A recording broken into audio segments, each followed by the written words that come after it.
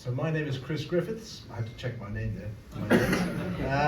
And I run the Maritime Sustainability Program for the club. We set this up about 6 months ago. I have a fantastic working group of 12 volunteer members. We've set up a program, and this is Sean's talk, but very quickly, what it's about, sort of 4 principal pillars of what we're doing. It's all on the website, by the way. Leading, education, cooperation, and technology. Those are our 4 main points. So this is our first club event, and it's really exciting to see you all here. Fantastic. Hurrah! There are more coming. So, why are we all here? So, the club awarded Spirit Yachts the Mansura Trophy. That is awarded to a company, an organisation that delivers an outstanding contribution to maritime sustainability in yachting, or sustainability in yachting. And Spirit Yachts are probably #1 in the world, as Sean will tell you. So, without any ado, let me introduce you to Sean McMillan, who started the company. He's a phenomenal sailor, very talented man. And just to let you know that at the end, hopefully we'll have time for questions. So, over to you, Sean. I'm so talented, I can't work out how to get this full screen. Send in a woman.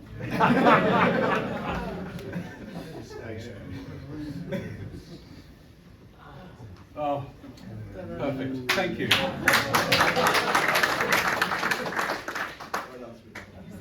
Good evening, ladies and gentlemen. It's extraordinary why all of you would rock up on a winter's evening to come and hear me bore you rigid is completely beyond me, but thank you anyway. Today is basically about Spirit and our route into sustainability. However, I feel I need to put some context into all of this.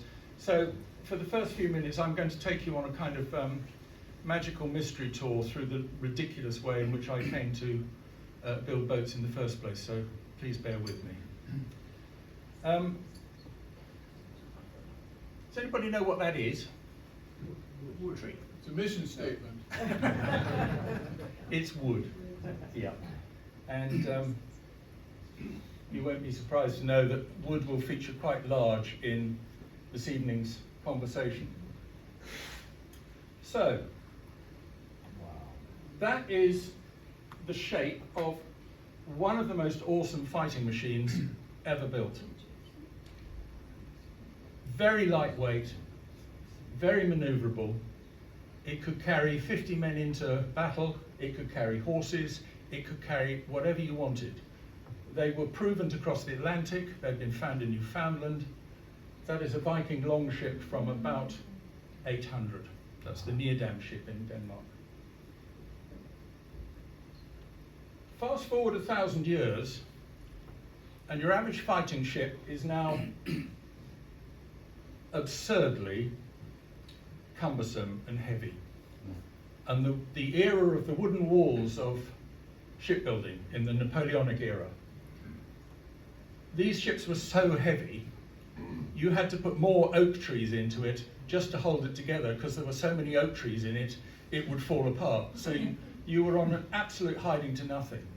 And this is probably the absolute zenith of wooden shipbuilding. And from then on, it was hard to know where it was going to go. And where it actually went was into composite. This is the Cutty Sark. She's a wood and iron composite ship. And she's probably the very last knockings of major wooden shipbuilding. As a personal plea, she offends me deeply. We've got one of the most beautiful square riggers in the world, and we stick her in a box in Greenwich, but we'll gloss over that. Now, of course, wooden shipbuilding has gone on since then, and still does. However, it's on a much smaller scale. This is a drawing of one of the Newfoundland fishing schooners from the late 19th century. Superbly beautiful, fast boats. But that was about the ultimate ambition for wooden shipbuilding at that stage. From then on, it was really into steel, iron, and so on. With the exception of the odd boat like Shamrock. This is Shamrock 5. She's the largest wooden sloop ever built. And she's the only wooden J-class surviving. Interestingly, she's the only one of the original J-class that has never been out of commission. She's been in commission all her life, which is now 100 years. But for those of us of a certain age, our experience of old wooden ships and wooden yachts was not necessarily a particularly pleasant experience. And most of them had something deeply offensive in the bilges, and the personal hygiene was pretty gross. But we tolerated them. But if in those days somebody had told you that your next yacht would be built of glass, you'd have thought they were slightly barking.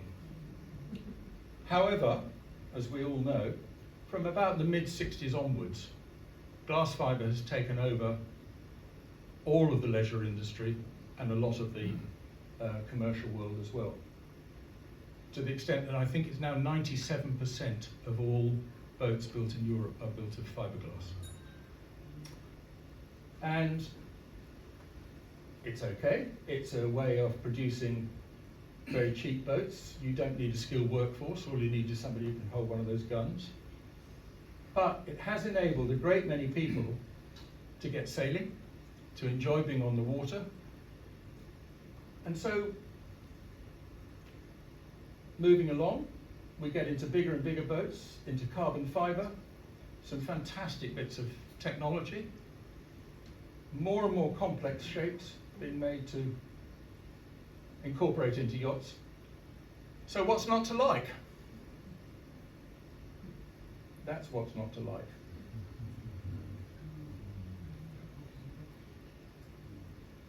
In Europe, last year, there were 140,000 pleasure yachts came to the end of life in 1 year. In Canada, it's about 80 to 90,000, and you won't be surprised to know that in the USA, the numbers are not available. And you can go up almost any creek you like, even round our local rivers in Suffolk, and you'll find abandoned boats.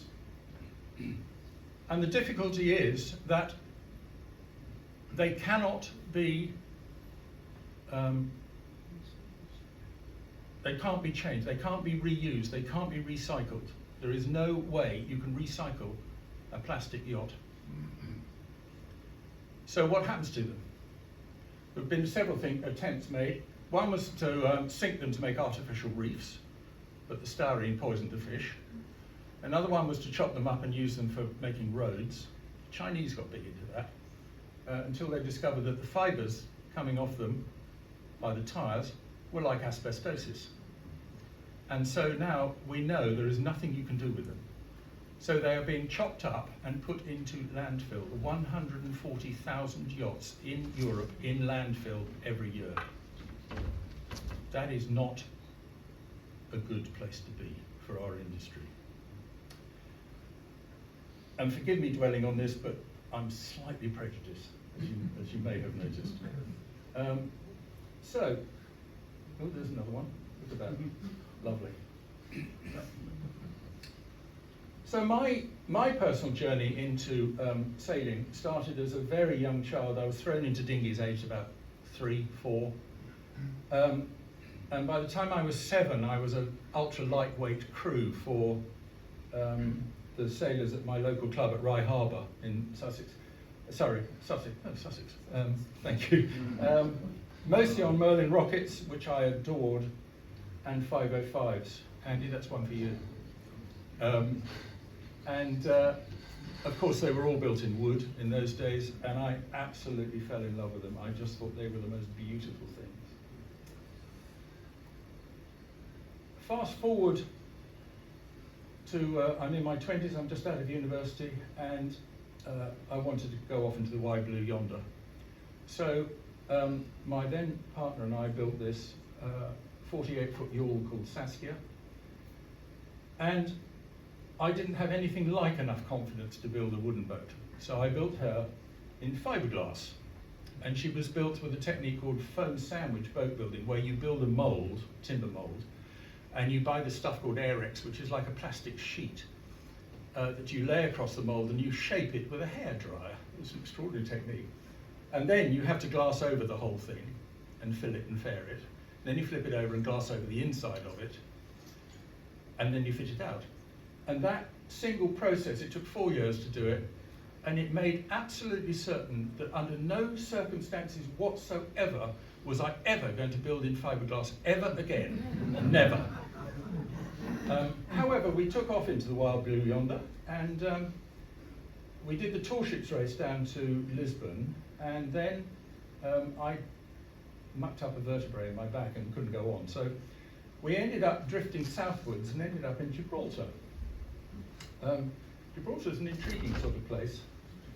I don't recommend you go there, it's a bit of an oddball place, but anyway. But when we got there, we had no money whatsoever, and this was the point at which the border with Spain was still closed. And the border had been closed by Franco since just after the war, because Winston Churchill had set up Gibraltar fundamentally as a sort of smuggling haven to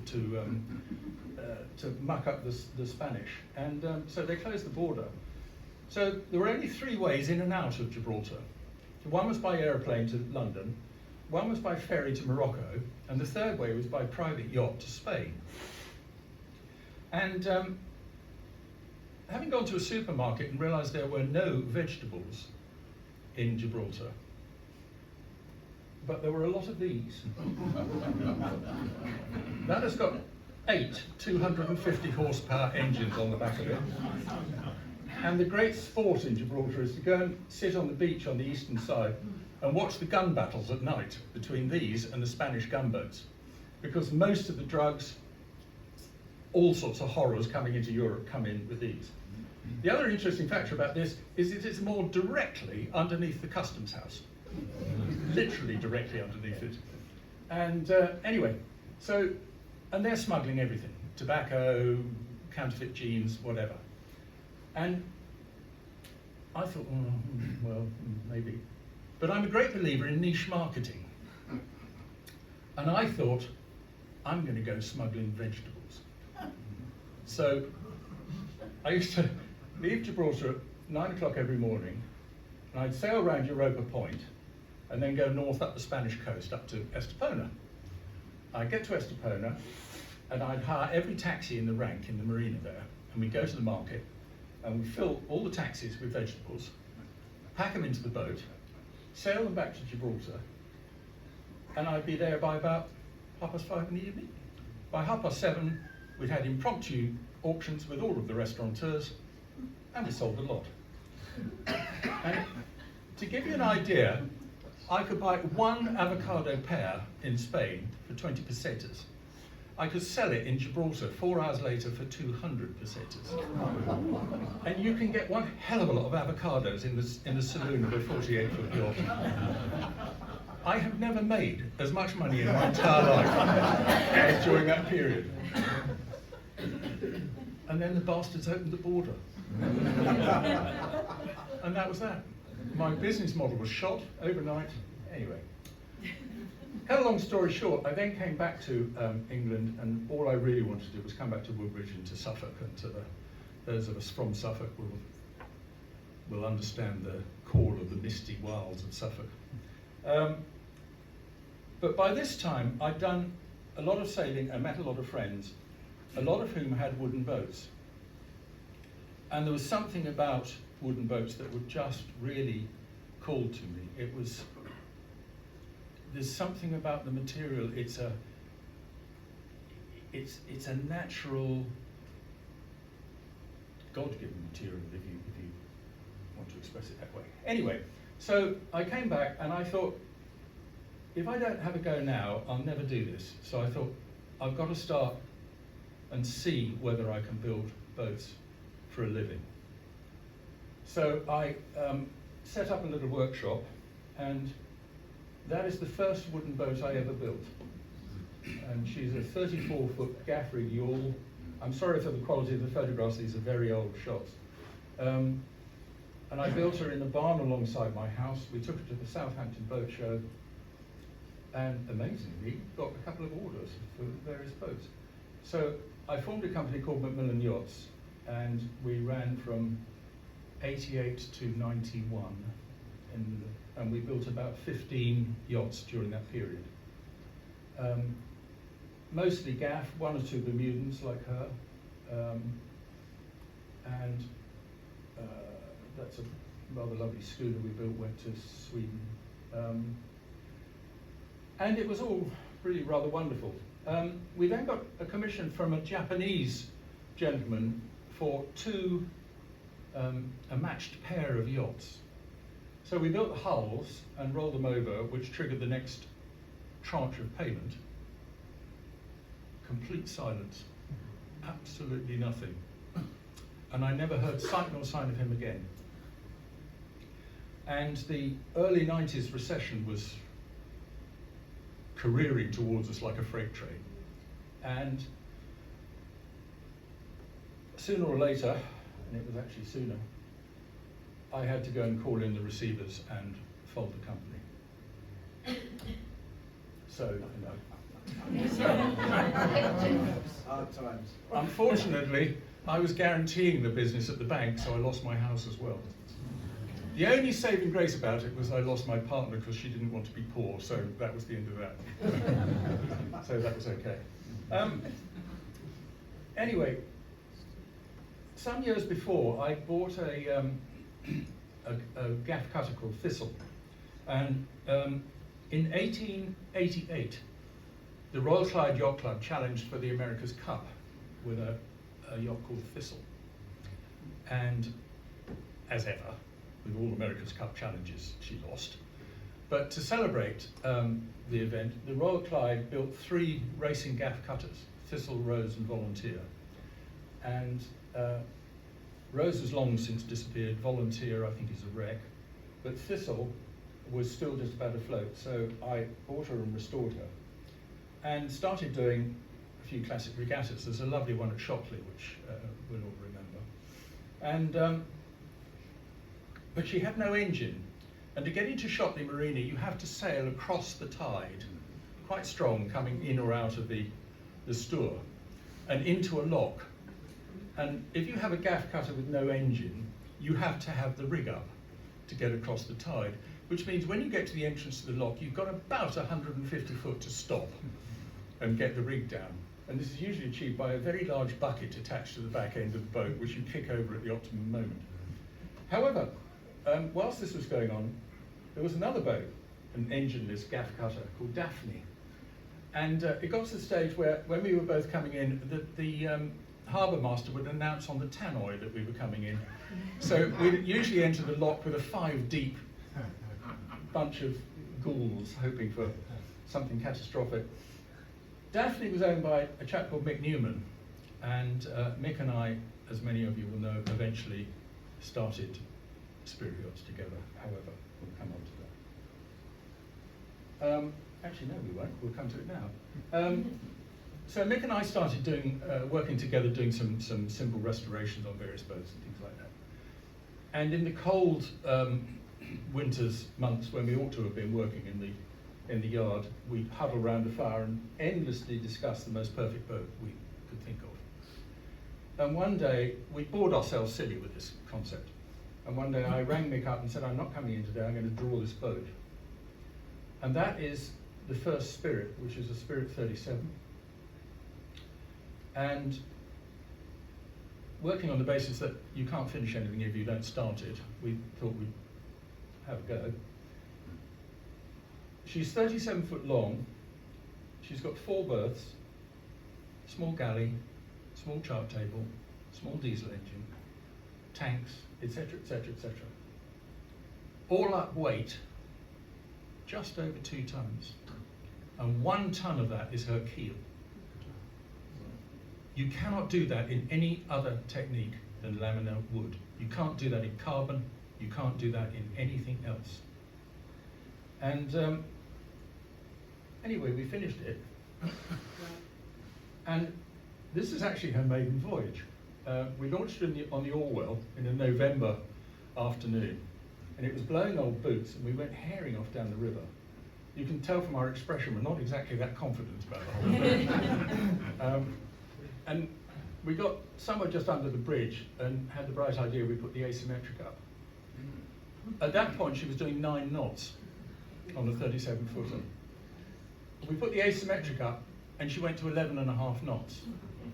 And we never ever managed to sail her between 9 knots or 11.5 knots, because she was either in the water or she was on it. She wouldn't do the bit in the middle. It was just, and off she'd go. So it's all about power to weight, everything. And everything I've ever done ever since then has been about power to weight. We called her Spirit. I'd actually wanted to call her Hashish, because she was sort of slim and raffish and a bit disreputable. But we thought it probably wouldn't be a good idea to start a company named after an illegal substance. So we called her Spirit, which is nothing to do with ghostly wraiths or anything. It's entirely to do with the amount of whiskey we felt we had to drink in order to create this. Oops, sorry. I've done that.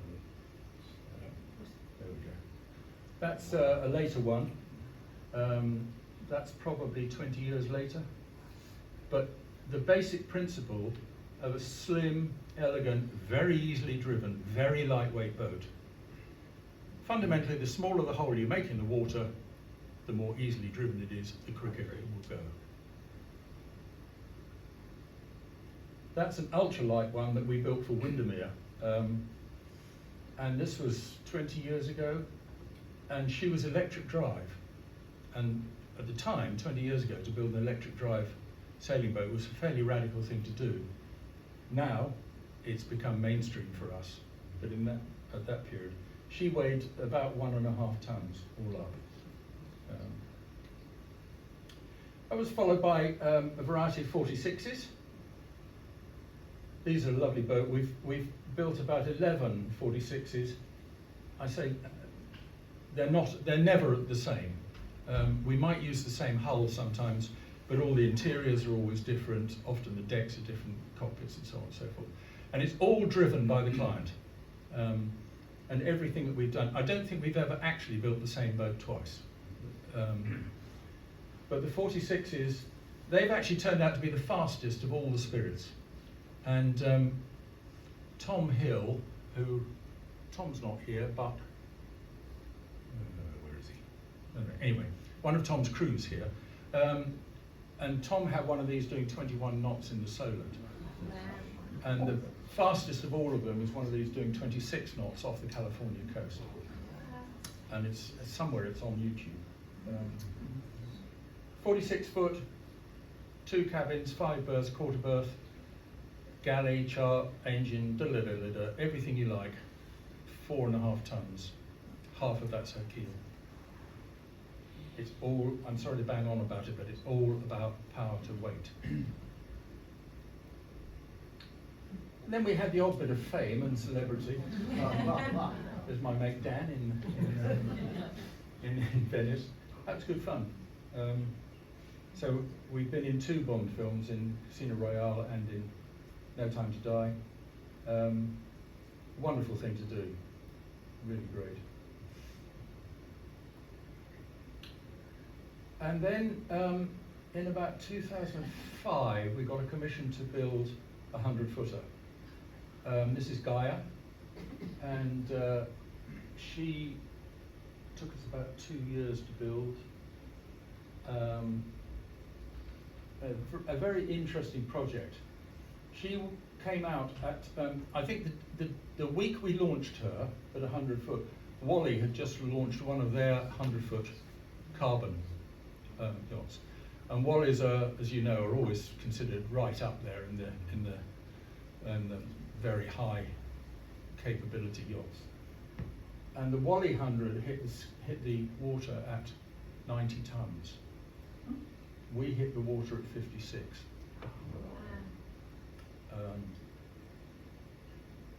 That's her interior.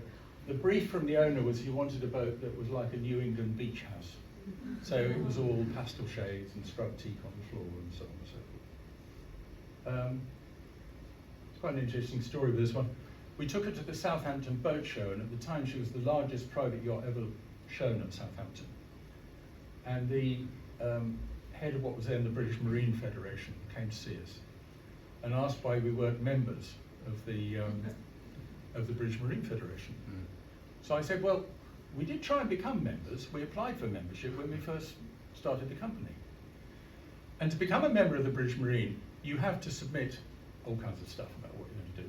And your application is then approved by the local chapter first before you go before the main board. So we were presented to the Norfolk and Suffolk boat builders, whatever, who turned us down.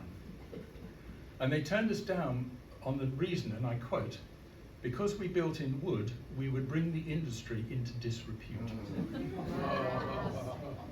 And the man who wrote that, his grandfather, had built some of the best wooden yachts on the Broads. So anyway, there we go. Also at this time, Jenny and I took it upon ourselves to build our own Spirit, and that's the first of the 52s. And that's Flight. We've subsequently built, I think there's now 5 52s on the go.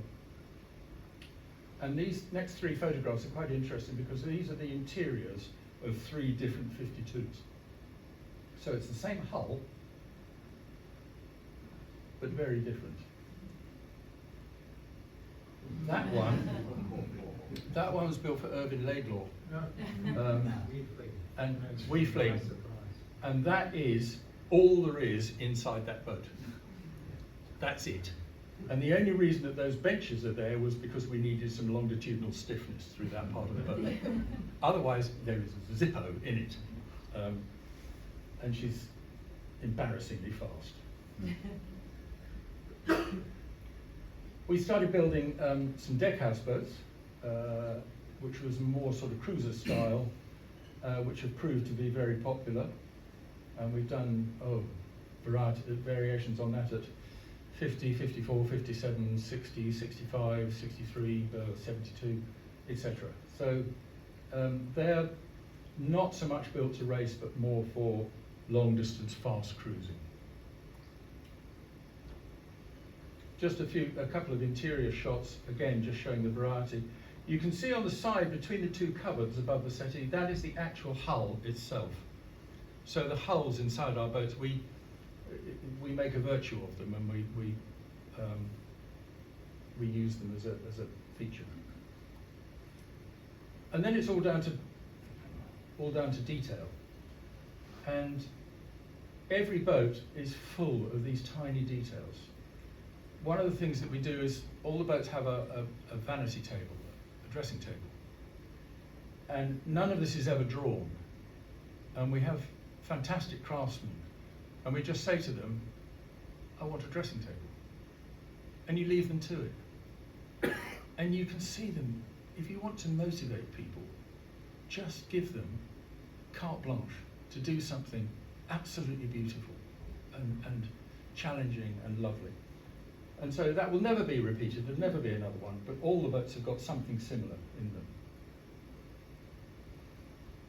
This is 2014, we took 9 Spirits across to Caribbean, some shipped across, some sailed across, and we did Antigua Classics with our own class there. Great fun. The thing about the Caribbean actually is that it's all a bit too easy. It's very nice and it's sunny and it's breezy and you go there and have a lovely time. But it's not exactly very challenging sailing. There's no tides, there's no mud banks, there's nothing really. But the rum's good. So that's Flight, our baby. That's in Antigua.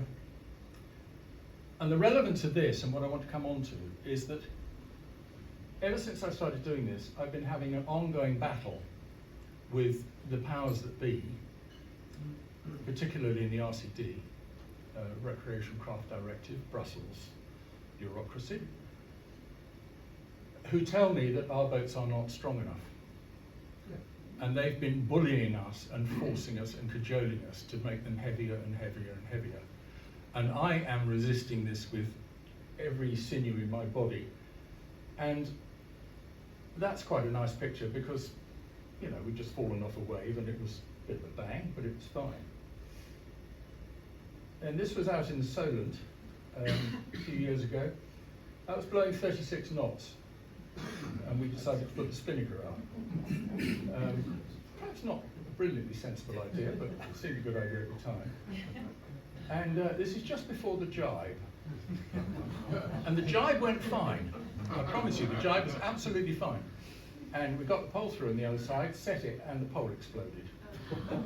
And so we, slightly out of control, cheese wired the main, and it was all a bit chaotic. But the boat didn't miss a beat. It didn't miss a beat. It just, we've actually had the mast of that boat in the water with 90 degrees over, and nothing happened. No water came down below, nothing. And I find myself getting a little bit peeved about people telling me how we should not be building wooden boats when they know nothing about them. And I would throw myself upon the mercy of Chippy and Stephen at the back of the hall, who bought a Spirit last year, 3 days before they went off and did the Fastnet, and you all know how bad the Fastnet was last year. And they came through with flying colours, and I personally raise a glass to both of you. Well done.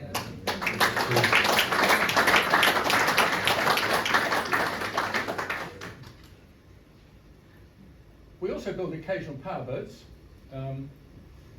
only about between 5 and 10% of our output is power, but they're quite fun to do. This was one, it's 40 foot long, built as a super yacht tender.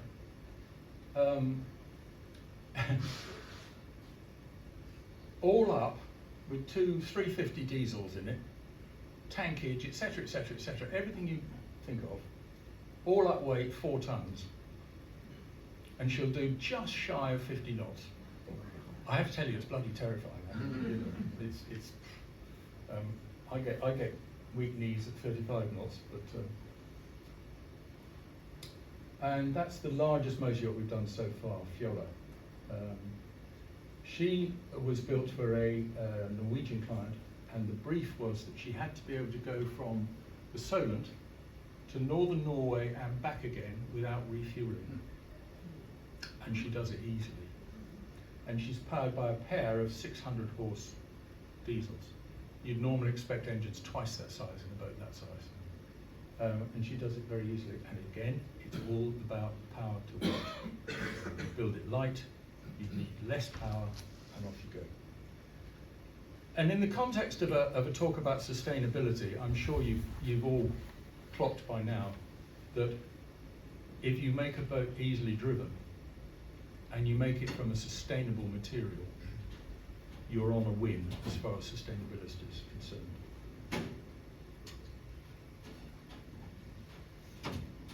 That's her interior. As a classic example of how to overcomplicate an interior, you make a grab rail as a barley twist, you know, just because it's a bit more complicated and it's fun to do, so why not? So, let's just briefly get into how we actually build these things. This is early stage of the 111. So you can see the ring frames. The ring frames are all laminated out of 6mm sapele. And the primary timbers that we use on the boats are sapele, sipo, which are both members of the mahogany family, but they're not threatened species. They're commercially grown. And Douglas fir, which is commercially grown all over the Northern Hemisphere. Ours comes from Canada.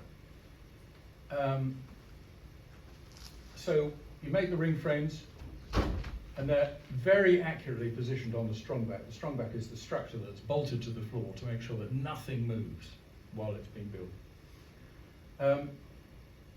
When the ring frames are laminated, they come out square, and so you have to put the bevel on them. You have to shape them to allow the planks to lie over them. And you can imagine that the bevel changes as it goes around the frame. And all of that is done by hand, and it's done by eye. We've never managed to devise a machine that will do it for us. It's probably the single most skillful part of building one of these boats. Again, you can see more of the frames. You can see in the center section, there's some stainless steel in there. And when we built the 111, that was to build a cage to contain the greatest loads. If you think about it, your three main loads are the mast is trying to drive itself through the bottom of the boat. The chain plates are trying to rip themselves up out of the boat. And then to make matters worse, 3.5 meters down, you've got 25 tons of lead waggling around trying to get itself unattached. So if you can control those three loads in the center section of the boat, then all the rest of the boat has to do is keep the water out. That's it. You've dealt with the loads. Nowadays, we don't use stainless anymore. We now build carbon fiber into the timber frames. It's not about strength, it's about stiffness. Because the more stiff you can make the hull, the more forward motion you get when the wind hits the sails. If the wind is hitting the sails and making the boat flex, you're wasting energy. So you've got to get that moving forwards. And you can see the whole centerline structure going in there. On goes the first layer of planking.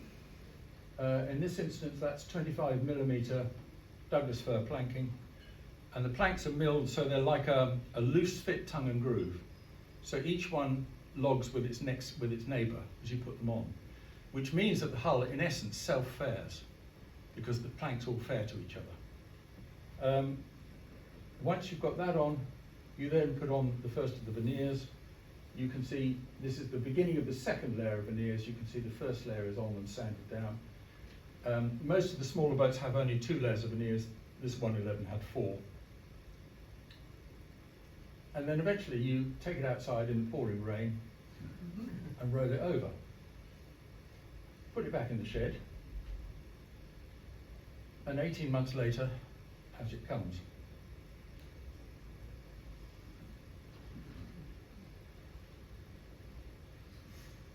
Put it on the keel, put the rudder on, plonk it in the water.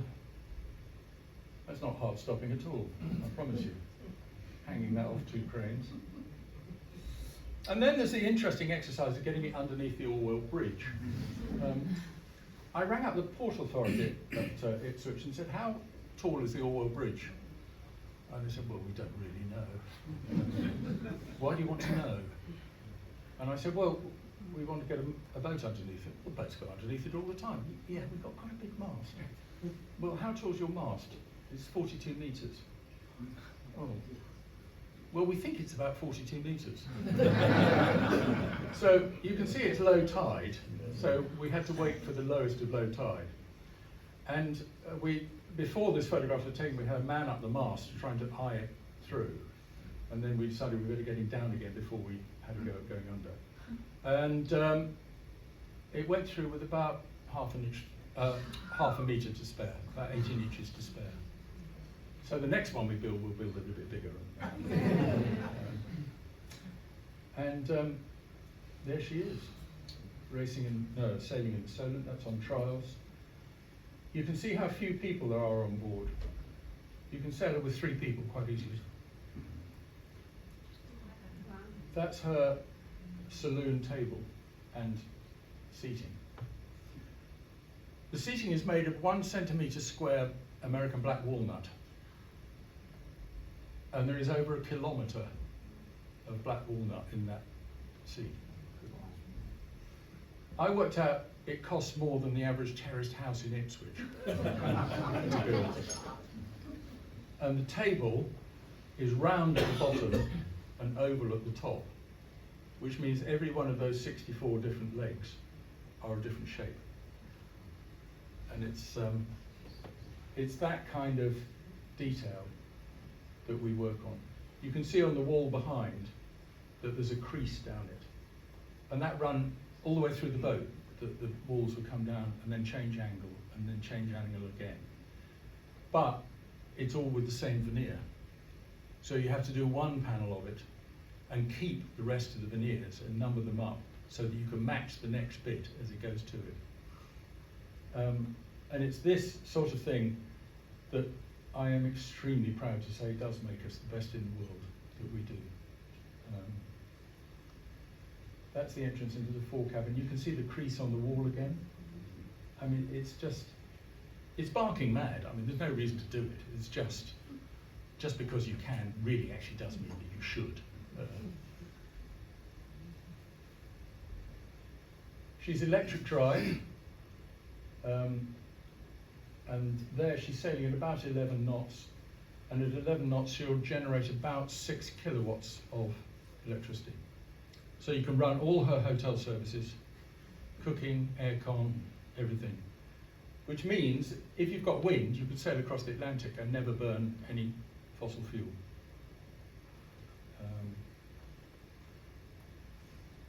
That gives you an idea of her layout. So the batteries at the bottom in the middle, they're BMW I-series batteries. They're the batteries out of the bigger BMW cars. There's 4 of them. The motor is a torpedo propulsion unit which will regenerate. And then other things like top left, there's a Lumar vortex system. Normally a boat like this would be carrying about 200 litres of hydraulic fluid. This was carrying 25 litres, and that was enough. So again, you're saving weight. It's all about weight. She hit the water at about 60 tonnes. 25 tonnes of that was ballast. Those are the batteries in situ. And that's her motor. It's about the size of a small dustbin. Extraordinary. So we thought this was a fairly interesting boat, and we were nominated for the World Super Yacht Awards. And we thought, well, we haven't got a prayer. You know, you're always up against the huge yachts, you know, the massive ones, the Vitters, the Abercrombie and Rasmussen, those sorts of yachts, the big Italian yachts. But we thought, what the hell, what have we got to lose? We'll go anyway. So we went to, jumped on a plane and went to Monaco to this great, huge flash reception with loads and loads of the great and the good of the industry there. And we were on a little table stuff right at the back, and we thought, forget it. Anyway, we won. We won Super Yacht of the Year award. The Christian, the guy in the white jacket, is holding the trophy, which is a Neptune. They're our equivalent of the Oscars. And to win 1 is pretty exceptional. There have been 1 or 2 occasions when people have won 2 in one night. We came away with 4. Got best sailing yacht, best yacht of the show, best eco, and best interior, all in one yacht. And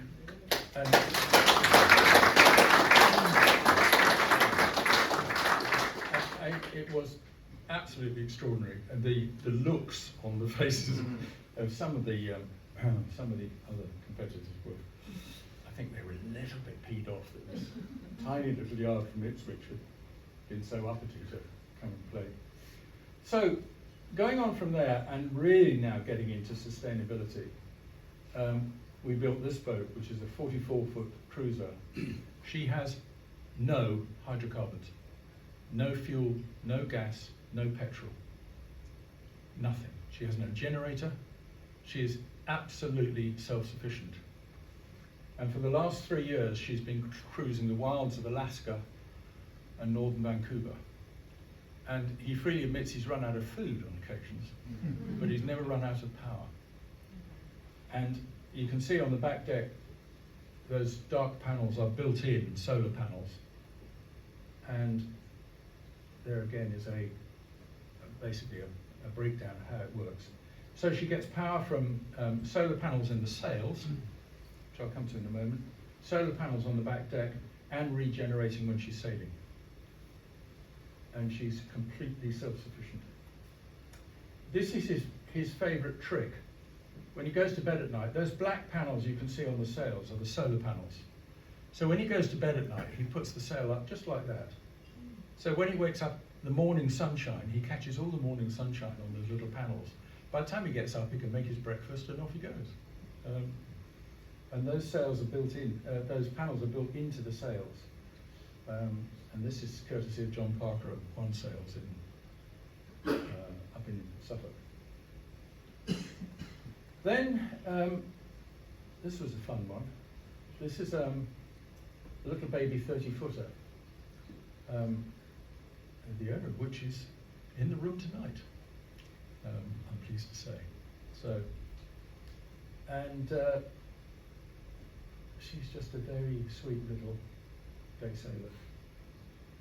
Weighs a little over a ton, electric drive. But the most interesting thing about her is that for the first time we went away from using conventional epoxies, and she's built with bio resins, plant-based resins, and the cloth that's being put on there is flax. It's woven flax. So again, we're trying to push it away from, whenever we can, to push it away from the rather more painful products. This has turned out to be an absolute success, and we will now be pretty much using this from now on all the small to medium-sized boats. Then it got really interesting. This was, one of our clients, he's already had 2 of our boats, and I know that he's got a powerboat based on the bootlegger boats from the North American lakes, the Great Lakes, in the bootlegger era, and they built a series of these beautiful wooden things, usually with V12 Hispano Suizes or Cadillacs in them or something, and they used to belt around the lakes. And he's got a little one like that. But a couple of years ago, 2 or 3 years ago, there was a lot of muttering and stuff in the press about foiling powerboats. And there have been 1 or 2 companies now that are managing to do it quite successfully. But they're horrible. They're sort of plastic and naff, and they look pretty ghastly. So this owner said, I want something that foils, and I want it incredibly efficient, but I want it to look gorgeous. So we did some early artwork, and this, as you can see, is obviously a render. And then we started to build it, and she's 35 foot long, and there she is. And that's at rest. 35 foot long, everything in front of the cockpit is a big section of batteries, basically. And she's got a wing underneath the middle section, rudder at the back with a wing on the rudder, and an electric motor at the bottom of the rudder in the middle that is the size of a rugby ball. And there she's coming up on her foils. She lifts off at about 13, 14 knots. And she'll do, the brief was to do 100 miles at 25 knots on one charge. And last summer, she was at Cowes for the British Classics Yacht Club Regatta. And the Royal Yacht Squadron, bless them, said, you do know there's a record for around the island with an electric powered boat, don't you? So I said, no. And it transpires there was a record, and it stood at 5 hours and 40 minutes. And they said, do you want to have a go? We'll time you. So, guns at the start line on the squadron, excellent, off we went. And the record now stands at 1 hour and 48 minutes.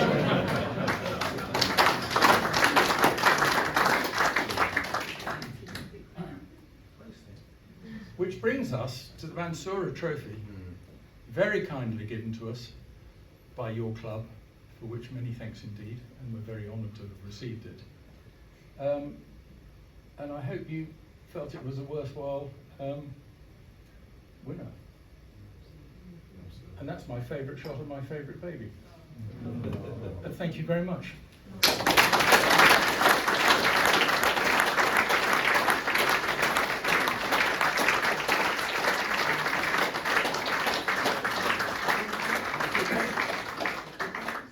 Yeah, sure. If anybody has any questions, please fire away. Please. Now, what is the average age of the craftsmen working on your boats? Because we had a McGruer with the average age of 64. So Well, if I, well over half of our workforce, which is now about 60 craftspeople, well over half of them are under 40, probably under 35. And getting on for half of them are women. It's a very interesting dynamic in the workplace. It's hugely constructive. I don't mean to be patronising, it sounds terrible, but having women in the workforce is a very, very different game. It's brilliant. How many Spirit Yachts have you built, and how many are in the hands of original owners? We've built 80. Well, we're just about to launch number 80, and only about 10% of them have ever changed hands. Those that have changed hands may have changed hands 2 or 3 times, but getting on for 90% of them are still with their original owners. And a lot of those original owners have got more than one. Some of them will have 2, 1 or 2 of them have got 3, one of them's about to have 4.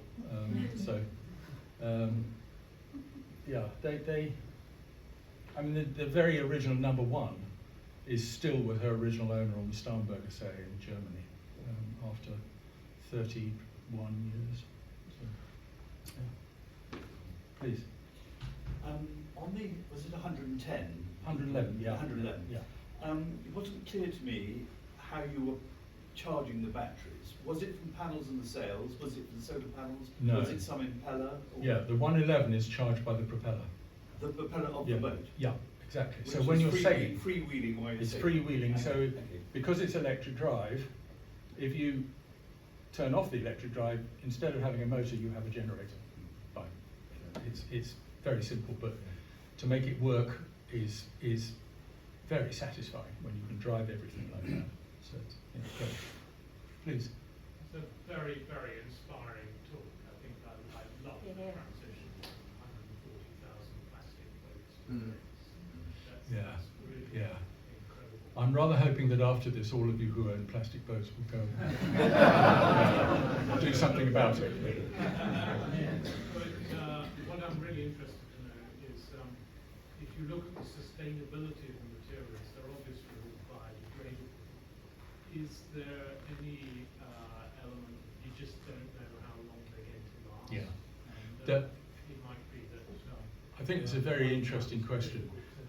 If you look at glass fibre boats, the poor quality ones will be pretty tired after 20 years. Even the best quality ones will be tired after 50 years. And we're now heading into an era when there is going to be end of life charging, and it's coming down the track. Most of the plastic manufacturers have got their heads in the sand about it, and they're ignoring it. As far as what we're doing, when is our end of life? 100 years? 150 years? I don't know. They're infinitely repairable. If they get to end of life, strip all the fittings off them, take a chainsaw to them, chop them up and send them off and make them into fiberboard or chipboard.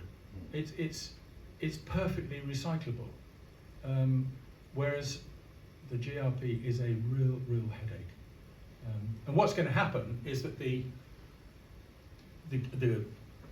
driving authorities, which is frankly is the EU, are going to start saying, we are going to put a penalty on these ships, on these boats when they are first purchased, to pay for end of life down the track, which means your boats are going to get even more expensive. And anyway, they'll pocket the money and it will never get used for what it's supposed to be. But that's me being cynical. So I've heard rumour that you have aspirations to teach this know-how to a wider group. Would you like to tell us a little more about it? Yeah. Oh gosh. Have we got long enough? Yeah. Yeah, about 4 years ago, 5 years ago, I got so disheartened with the way these skills are being taught. The best qualification you can get these days in boat building is an MVQ level 3. It was all right to restore an old trawler 50 years ago. It's absolutely useless now. And so I've been working to try and set up an academy to teach yacht construction and technology to a degree level standard as a proper level 6 degree. And it's an uphill battle. We've got some support from the government and financial support, not quite enough yet, but we're working on it. We're hoping to get there. I think it's a sort of watch this space, but it's something I'd love to do before I pop my clogs. Yeah, please. How do you see the transition into the sustainable yachts that you're building now? Is it through this academy? Because there's an awful lot of space to fill. As much as the yachts, what's wooden boat is 5% of the market? Oh no, 1%, if that, 0.5%. I'm not really worried about that because I think it'll happen naturally. As soon as you get end of life legislation, and I think that plastic boats will eventually become like drink driving and smoking and Chelsea tractors in London. They will become so socially unacceptable that the market will move on. And the only place it can go is back into wood. And what it's taken me half a lifetime to realise is that the best possible way to build a boat is what we were doing 50 years ago, but using our new technology. And I think it will happen. I'm sure it will. I think it has to. Please. How long do the batteries that you use last? I don't really know. I can't really answer that question. So could you repeat the question? How long do the batteries last? It's a very good question. I mean, if you own a BMW car, you can tell me because it's their batteries. So it's it'll be quite a few years. The advantage is that wherever we go with batteries, they're inevitably going to get smaller. So the space that we've got allocated for them is going to be big enough because they'll end up being smaller. So as yet, we've not had to replace any in any of the boats. Are you involved in any plans with regard to recycling those batteries once it's time? When the time comes, yes, definitely. Yeah, that's not too difficult because it's mostly recyclable material. It's really the resins, it's the fiberglass, it's the plastic resins that are. Nobody knows what to do with them. They've tried. So, please. Can you source enough trees to keep building more wood? Yes, yes. All of our timber comes from plantation-grown timber. So none of it's rainforest stuff. We stopped using mahogany 10, 12 years ago because it was coming out of Brazil, and the Brazilians stopped guaranteeing where it was coming from. So you knew damn well where it was coming from. So we just dropped it like a hot brick. Teak we stopped using about 5 or 6 years ago, and there is now, no matter what anybody tells you, there is no legal teak in Europe.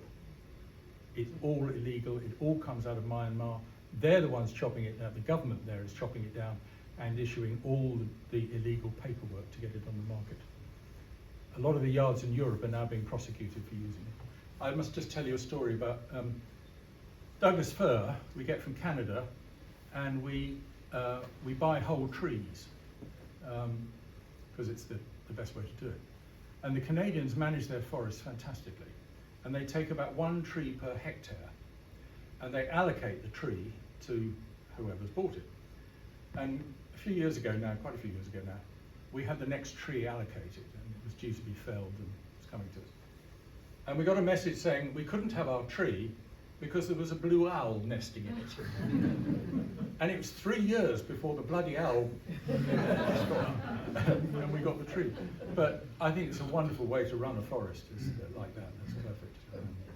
Please. Yeah, how many places or ship repair yards on the Mediterranean got the skills to properly repair or refit your beautiful boats in 20, 30 years? Because skills are gone. minor repairs, there'd be some that could do it. What we've actually found is that most yards won't touch them. Most yards say, no thanks, send it back to Spirit, which suits us down to the ground, because we know the boats like the back of our hand. And there are a lot of things I wouldn't want a sort of jobbing boatyard to mess with. Anyway, so please. It's kind of a two-parter. So you mentioned carbon fibre you're using for the rigidity. Yeah. How, I mean, is that applied in within the whole structure, or? Yes. What we only use it in the ring frames. Okay. And where you're, I mean, on a big boat, we'll be laminating perhaps 80mm thick ring frames out of 6mm pieces. So you've got 12, 15 layers. And when we need the extra stiffness, we'll put a layer of carbon between 3 or 4 of those layers. And it's not about strength, it's just about stiffness. And the removal of those, is that fairly simple? So as in for the breakdown, so obviously you were talking about just carving it up and turning it into chipboard. No, that would be quite tricky. That's Okay. a very valid point. And then I guess my second part to the question is, you mentioned that you were moving to flax fibre, so what do you traditionally use on as the outside? On glass on the outside. Okay. Yeah. So, But it's not structural. All the layer on the glass does on the outside is to give us a perfect finish, to get a perfect paint finish. It's not structural at all. and so removing that's fairly. Oh, you just pull it off. Yeah. Yeah. Please. Is there a model to move forward with regards to financial accessibility to allow more people to have access to this certain design of boat, but just to optimize it so it doesn't cost too much for, say, the average person? Yeah, well, I suppose that comes down to the little 30-footer that we showed you. Part of the motivation for designing that and building it was to get if you like, a simple day boat that we could produce as economically as possible. And it's also, I designed it to be the boat that we would use in the academy to teach all those skills, because it uses everything you need to know to build a much bigger boat, but in miniature. So, but you can't get away from the fact that to build boats like this is very time consuming in terms of hours. Everything in life is getting more and more expensive. I would like to see the market shift, and I think it is beginning to do so, where the ownership of a yacht is not necessarily the be all and end all. You know, where there is much more access to part ownership, to charter, to charitable organisations owning yachts, so that people can get out sailing. And a lot of that is going on, but it probably needs to come a bit more into the mainstream, if you see what I mean.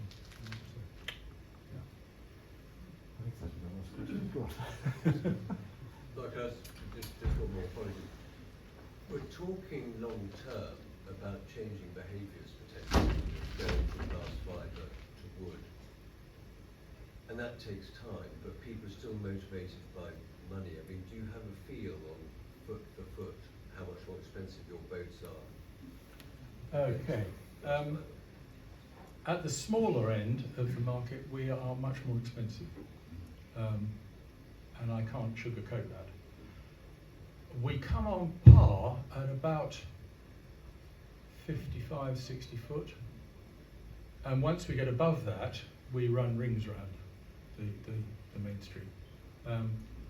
Put bluntly, we have no molds. We don't need to tool up for anything. And if you go and buy a mainstream, I don't know, oyster, something like that, about 50% of what you pay for that boat will have gone on tooling and marketing, because they have to spend so much on marketing to sell enough to recoup the tooling costs, whereas we don't have that problem. Pretty much everything goes in the boat. And if you'd seen our offices, you know we don't spend much money on the office. So, please. You said it's all about power to weight, and I was wondering how you manage the weight in your round the island power boat, of the weight of the batteries. It's a good question, but the battery is about the only heavy thing there is in there. The rest of it's pretty lightweight. And a wing underwater when it's moving at 20 knots has got a huge amount of lift in it. And as long as you can build it strong enough that it doesn't break up, you've got plenty of lift there. So, yeah. And last one, I think. Are there any sort of market competitors with regenerative materials that are kind of on the scene other than wood? No. If you look at the options, you've got steel. It's great for tugs. Pretty good for super tankers. Absolute rubbish for a yacht. Aluminium. The Dutch build a lot in aluminium. There are various manufacturers doing that. The carbon footprint of aluminium is horrendous. Interesting statistic. 5% of all the electricity generated in the United States of America, 5% of their entire electrical generation is used for extracting aluminium from bauxite. 5%. And the carbon footprint of that is ghastly. Fiberglass we've talked about. Carbon fiber, which is really just a variation on fiberglass, it's pretty much the same thing. And then wood. And there's nothing else really that's out there that's coming along. And I doubt there will be. We live in a world now where we have to make do with what we've got, not go on indiscriminately taking stuff out of the planet without caring. I think that is it. No, I need to let Stephen ask a good question. He's my hero. I just say thank you very much for designing the most beautiful place. It's absolutely superb. Thank you very much. And if you ever want to, just go to the boat park, empty your wallet.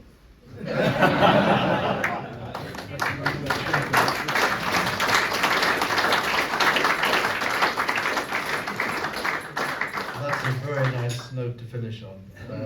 I know you want to keep going, but somebody might be getting hungry. What a great first event for maritime sustainability. Very hard to beat. This is going to be the best, I'm sure. Like your boats. I'm pleased to say that Sean is staying around afterwards for you to come and place your orders. We haven't negotiated a Thames discount yet, but I am Scottish. Thames discount? Anyway, my thanks. That was the most brilliant talk. Just amazing. Thank you so much.